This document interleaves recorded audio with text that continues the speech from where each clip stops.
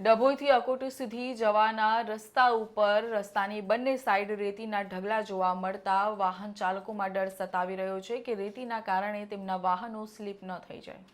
ડભોઈથી statue of unity જવાનો main મુખ્ય માર્ગ હોય આ રોડ પરથી પસાર થતા વાહન ચાલકોને હાલ મુશ્કેલી વેઠવાનો વારો આવ્યો છે.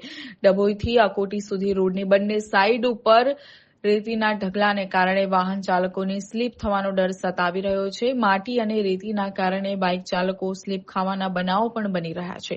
સ્ટેટ હાઈવેના અધિકારીઓ અને પીડબ્લ્યુના અધિકારીઓ થઈ રોડની બંને બાજુ સાઈડે અડધા રોડ સુધીને માટી રેતીના ઢગલા થઈ ગયેલા જોવા મળી રહ્યા છે. તેની સાફ સફાઈ થાય તો વાહન ચાલકોને મુશ્કેલીનો સામનો ન કરવો પડે.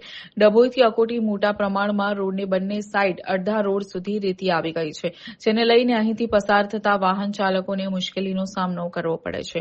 જ્યારે બાઇક સવાર સ્લીપ ખાવાનો બનાવો રાત્રિ દરમિયાન બનતા હોય છે તો વહેલી તકે તેનો નિકાલ આવે તેવી માંગ કરાઈ છે.